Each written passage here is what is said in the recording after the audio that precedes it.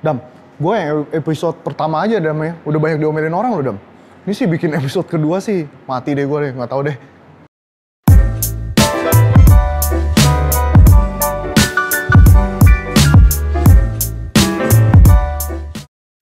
Nah, kita ketemu lagi nih. Kali ini saya mau bikin part 2-nya. Yang waktu itu kan kita part 1 nih, gimana cara kalian menawar mobil di showroom. Ini part 2-nya. Nah, saya sih sebenarnya banyak dapet komen bagus ya di video yang part 1-nya kemarin yang di bawah ini ya. Gue daftar masukin ke deskripsi bawah ini. Cuman sama showroom-showroom temen kita diomongin, kenapa sih mesti bikin konten yang kayak gini sih Rick? Gitu loh. Wah gila, orang semua sekarang jadi nawar. Sebenarnya maksudnya bukan kayak gitu. Maksudnya bukan supaya kalian bisa nawar gila-gilaan ke showroom. Cuman saya lebih mengedukasi supaya bagaimana kalian bisa mendapatkan harga yang sesuai dengan mobil yang Anda mau beli. Jangan sampai Anda mengira mobil Anda sudah murah, tapi kelengkapannya nggak ada, tapi kualitasnya buruk. Itu yang kita nggak mau.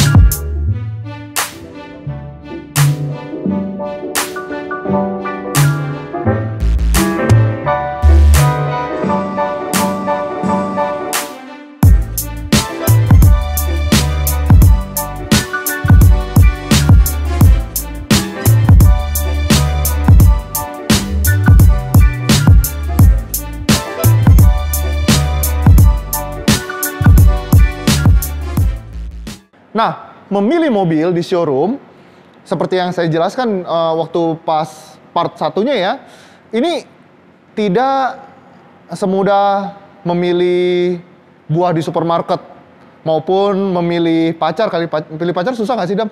Gampang kok. Oh gampang, pilih pacar gampang. Nah, memilih mobil ini Anda benar-benar mesti melihat mobil ini kondisinya bagus nggak? Showroomnya bertanggung jawab atau nggak? Jangan sampai begitu Anda keluar showroom, udah showroomnya nggak mau bertanggung jawab kalau ada apa-apa. Itu nggak boleh. Karena bagaimanapun mobil bekas itu pasti ada plus minusnya. Plusnya udah pasti, harganya lebih murah daripada mobil baru. Minusnya karena udah pernah dipakai, ya pastilah ada kekurangan-kekurangannya. Nah, itu biasanya tugas showroom untuk memperbaiki dan merekondisi mobil itu seperti baru lagi. Kita nggak mau jelekin siapa-siapa. Jadi kita ambil contohnya mobil kita sendiri aja. Jadi tidak menyinggung pihak manapun. Kita contohin mobil kita ya, ini mobil baru datang, benar-benar baru nyampe di hobi mobil. Kita bisa lihat dalamnya nih. Mobil ini, dari pemilik sebelumnya, sudah dipasang jok tambahan, atau sarung jok lah istilahnya. Nah, biasa, namanya showroom, pastilah kita ingin mengerjakan mobil kita yang ekonomis, cepet, nggak capek, murah pastinya. Nah, di dalam jok ini, biasa tersimpan sesuatu yang mengejutkan jika dibuka. Mungkin ada kecoa, mungkin bolong, mungkin tersundut rokok, mungkin robek. Nah, kalau kalian pilih mobil di showroom yang sudah dijokin, kalian bilang sama showroomnya, ah saya mau jok orisinil aja lah, buka. Biasanya showroom enggan membukanya, karena dia tahu di dalamnya pasti ada sesuatu. Nah, jika tidak mau membuka, Anda tawarlah 1 juta, 1,5 juta, mungkin 2 juta. Kalau 3 baris ya, minta 2 juta aja. Itu bisa Anda gunakan kalau memang pas Anda buka, joknya ternyata emang sobek, ataupun terkena sundutan rokok. Kan 2 jutanya lumayan, bisa buat bikin jok Anda baru kembali. Tapi tidak menutup kemungkinan, pas sudah dibuka, kondisinya juga masih bagus. Nah, kalau kondisinya masih bagus, ya jangan ditawar lah, kasihan juga showroomnya. Cuman kebanyakan saya nemuin kalau memang joknya masih dipasang seperti ini, biasanya ada sesuatu di balik jok tersebut.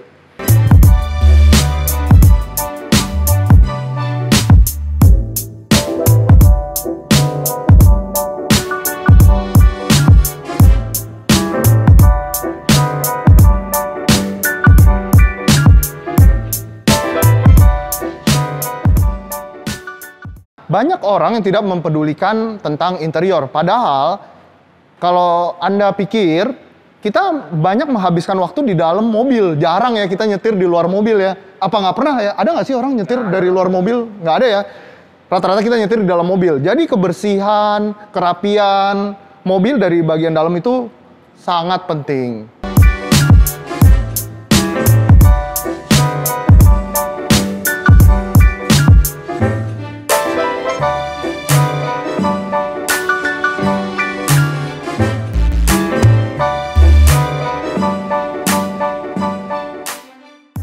Nah, perlengkapan keamanan di saat emergency itu juga mesti kalian pikirkan loh. Seperti contohnya dongkrak, terus putaran dongkrak, segitiga pengaman, dan kotak P3. Ini harus ada di mobil. Kan kita nggak tahu kapan kita mengalami musibah seperti ban kempes dan lain sebagainya. Ini sangat penting. Kalau Anda tiba-tiba misalnya di tol, tengah malam, dongkrak nggak ada, ban kempes. Bisa nggak diangkat gini, Dam? Pakai tenaga manusia bisa ya? Bisa, godam kan? Susah ya. Nah, makanya ini alat walaupun sepele, cuman penting. Kalau sampai tidak ada alat ini, Anda berhak menawar. Ya, nggak ada ini semua, kalian bisa beli sih. Sebenarnya, tawar aja 1 juta.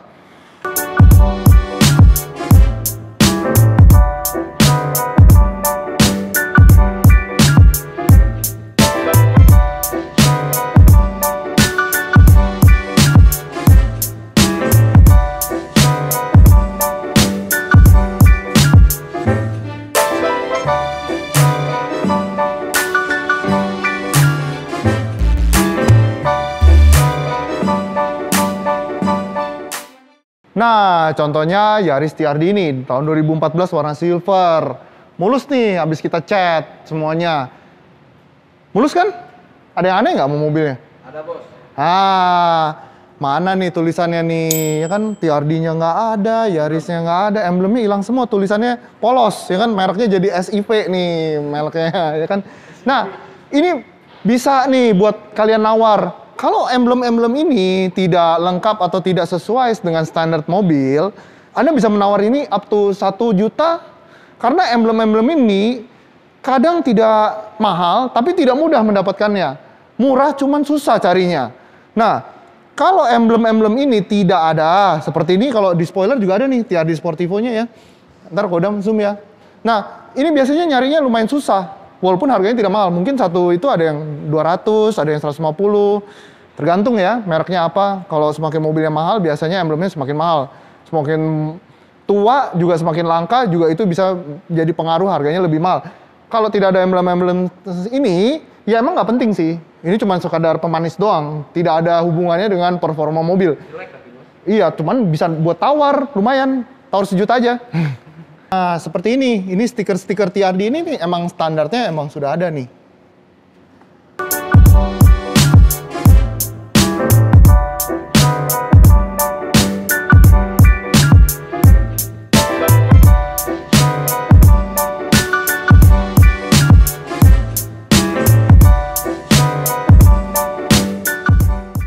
Tadi kan kita udah ngomong kenapa lebih baik kalau beli mobil second itu joknya minta orisinil.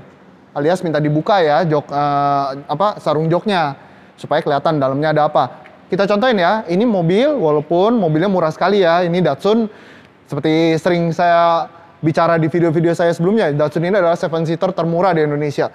Nah, ini joknya orisinil. Ya kan? Tidak ada sobek, tidak ada sundutan rokok. Ya, rapi gitu loh. Ya, itu sih terserah ya untuk nextnya kalian kalau sudah lihat gini mau dipasang sarung jok atau enggak, itu terserah. Tapi yang jelas kalau kita membeli mobil kan mau semuanya bagus. Lebih baik dibuka dulu, dilihat dalamnya kotor enggak, sobek enggak, bolong enggak. Ya kalau dia nggak berani buka, minta potong aja.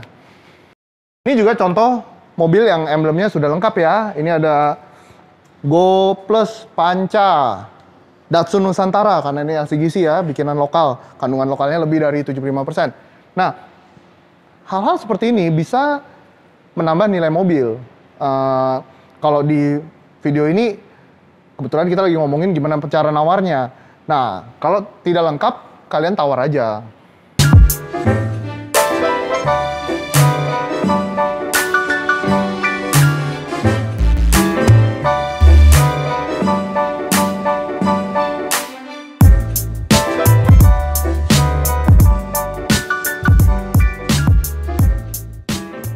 Mobil modern, terutama mobil-mobil di atas tahun 2000 ya, rata-rata sudah mempunyai tow hook. Tow hook itu kalau Anda mogok di jalan, mau ditarik pakai mobil lain, kalau mobil zaman dulu kan diiketin ke sasisnya. Mobil sekarang dia udah menggunakan ini nih.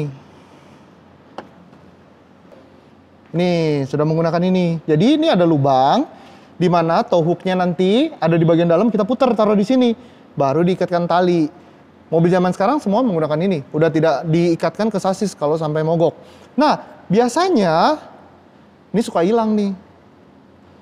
Ini bener-bener susah carinya. Bener-bener susah. Saya pernah gara-gara cuman kayak gini doang. Bener-bener saya nggak bisa jual mobilnya. Karena kan kelihatan gini. Iya, kelihatan gini nih. Kelihatan jelek. Nah, kalau tidak ada ini, potong sejuta aja. Ini bener-bener susah. Bener-bener susah ini carinya.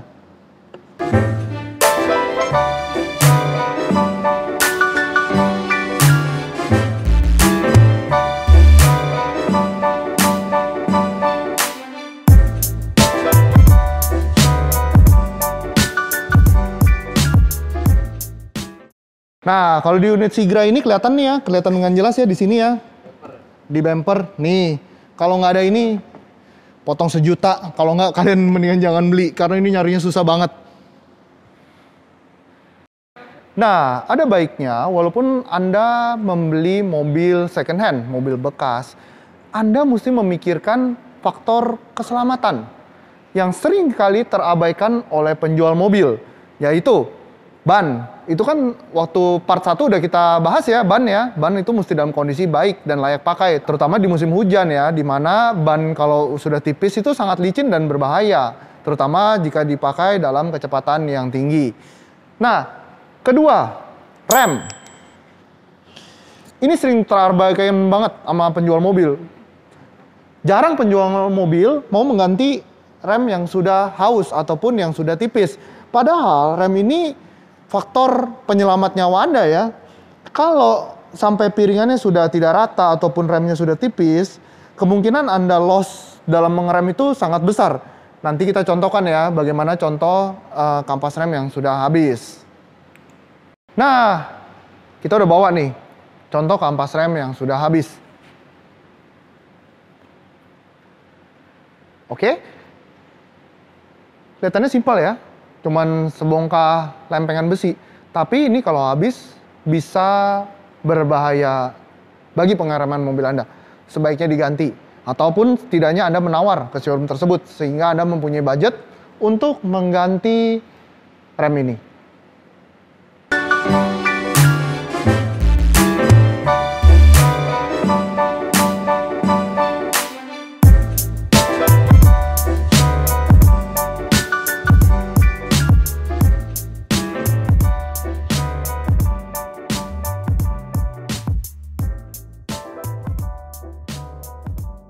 Ada baiknya kalau Anda membeli mobil bekas, biasanya sih, tapi rata-rata udah pada buka mesin.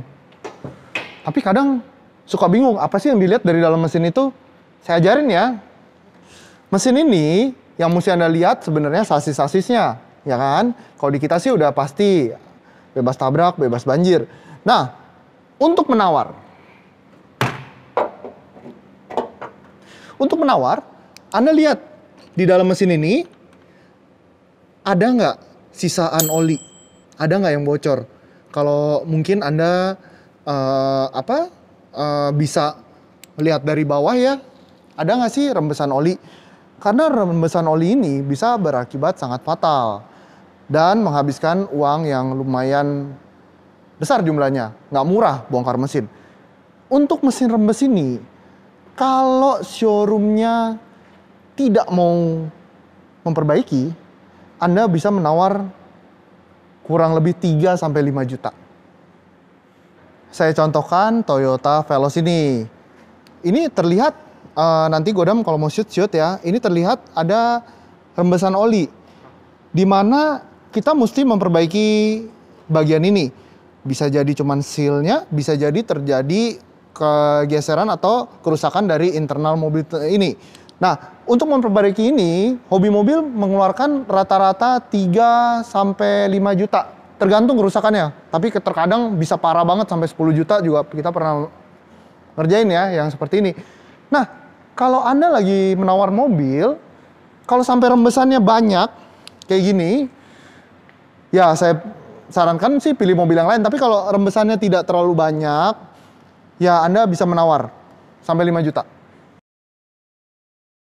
Nah, terkadang kita suka menyepelekan soal AC. AC-nya kurang dingin, ya mungkin kurang freon, mungkin juga ada yang bocor dan lain sebagainya. Tapi bagaimana kalau kompresornya rusak? Itu harganya lebih dari 4 juta loh, bisa 5 sampai 8 juta. Nah, mesti berhati-hati. Kalian kalau dapat mobil, AC-nya kurang dingin, lebih baik periksa dengan menyeluruh. Kalau penjualnya bilang, ya namanya mobil sudah tua, sudah berumur, AC-nya tidak dingin, ataupun ya ini dalam keadaan berhenti ya, nanti kalau di tol juga bakalan dingin.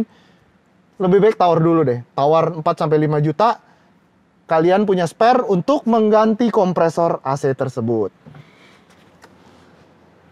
Kebanyakan showroom, kita sih nggak ya, kita sudah insaf, nggak mau kayak gitu-gitu.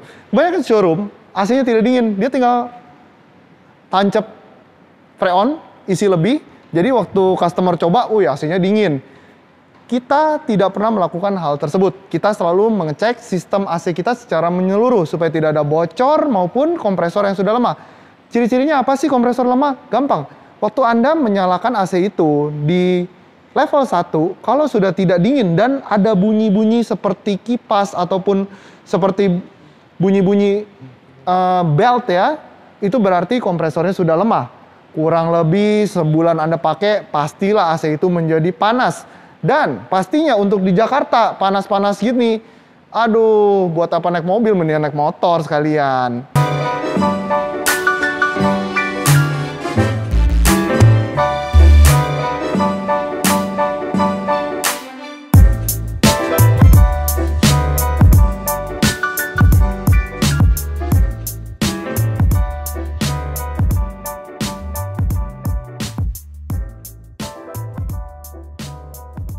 Sarung setir bagus, enak, dipakainya keren. Tapi pernah Anda pikir nggak? Sebenarnya kondisi setir aslinya kayak gimana? Yuk kita lihat. Nah, kalau dibuka akan terlihat setir tersebut masih dalam kondisi bagus atau tidak. Seperti ini ya, ini masih bagus. Tapi terkadang saya mendapatkan yang sudah bolong-bolong, terkelupas, jamur, segala macam. Ini dipegang tangan loh, ini kita lagi musim pandemi kayak gini, masa sih kita mau megang yang kotor-kotor dan jorok seperti itu?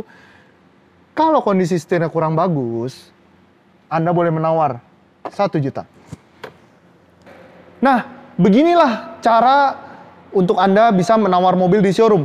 Tujuan saya baik, saya tidak mau menyinggung pihak manapun. Yang saya mau di sini supaya pengalaman membeli mobil bekas itu menjadi pengalaman yang menyenangkan, bukan menegangkan. Nah, dan saya harap Anda bisa mengambil sisi positifnya untuk memilih mobil dan tidak hanya menawarnya juga, tapi Anda mesti melihat juga kualitas mobilnya. Dan Anda mesti ingat bahwa mobil bekas itu pastilah ada umur pakainya ya, pasti udah pernah bekas dipakai orang, pakai ya kekurangan sedikit-sedikit, janganlah semuanya juga ditawar. Kadang nggak semua showroom ya bisa melakukan itu semua. Mungkin keterbatasan orang, keterbatasan budgetnya showroom tersebut. Nah, jangan lupa subscribe, like, komen di bawah. Komen bagus, jelek, kita terima semuanya. Sampai jumpa di episode Hobi Mobil TV selanjutnya. Bye!